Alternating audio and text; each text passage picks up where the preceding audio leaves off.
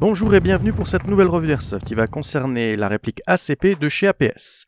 Vous la trouverez dans une petite boîte verrouillée par une vis, donc c'est en plastique, ça ressemble un peu à un Tupperware. C'est peu courant mais c'est pas mal. Donc c'est vraiment complètement en plastique, il n'y a même pas de petite mousse pour tenir, bon ça aurait été un plus mais c'est quand même pas mal du tout, la réplique est vraiment en sécurité. La documentation qui est très claire au passage. Vous trouverez avec des accessoires directement fournis avec, donc pour l'ergonomie d'utilisation, un plus très intéressant. Avec donc quelques pièces telles qu'un joint de remplacement et des petits grips autocollants que je sais pas trop à quoi ils servent en fait. Vous trouverez la clé avec l'effigie de la marque pour la réplique, très pratique. La réplique en elle-même, vous aurez reconnu, concrètement, c'est un Glock en multicam vert qu'ils appellent Black. Vous le trouverez en vente sous le nom de ACP601 et non Glock.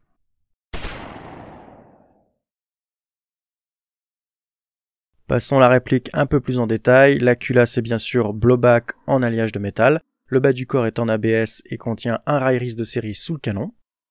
Le canon interne est un 603, il dispose aussi de mires dites phosphorescentes qui simplifieront amplement la visée avec cette réplique.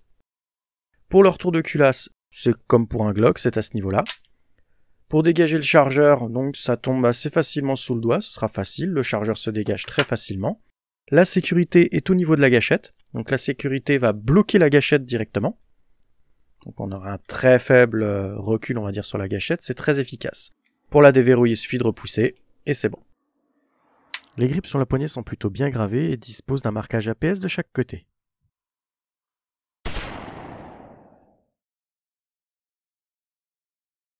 Passons maintenant donc au démontage de la réplique qui est très simple. Comme pour tous les Glock, vous reculez la culasse en arrière, vous abaissez le bouton de verrouillage de culasse, vous la reglissez en avant et c'est fait. Il est scindé en deux, prêt pour les petits entretiens courants comme le regraissage des rails.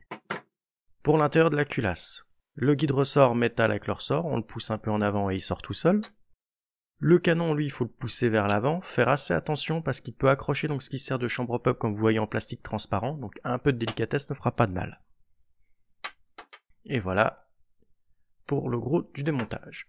Vous trouverez ici donc le réglage au pop cranté très efficace au passage. Vous pouvez aussi apercevoir le canon de 603 ici. Et voilà, il est démonté donc pour la plupart des gros entretiens courants.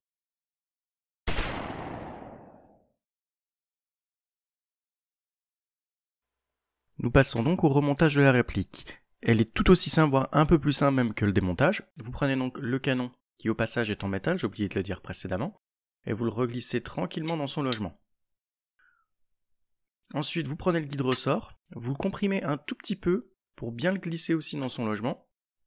Et voilà, la partie là est remontée, c'était le plus compliqué on va dire. Vous prenez donc le bas du corps. Il vous suffit en fait de la reglisser dans ses rails et d'effectuer donc fermement une sorte d'armement. Et voilà, votre réplique est totalement remontée.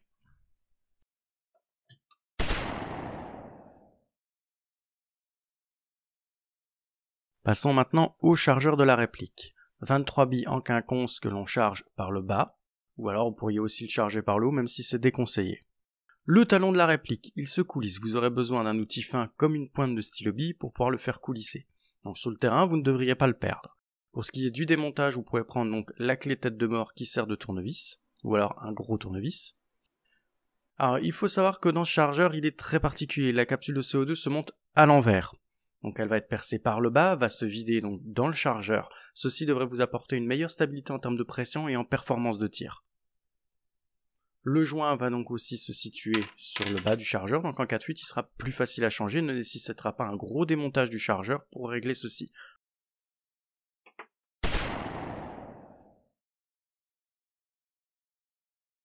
Et nous passons à la partie en photo pour clore cette vidéo, vous puissiez apprécier un peu mieux donc la qualité de la réplique de vous-même. Les finitions sont très bonnes, il y a une petite trace de moulure mais quand même bien moindre que les autres marques. La qualité est donc au rendez-vous, il y a pas mal de petites options quand même dessus comme les mires phosphorescentes.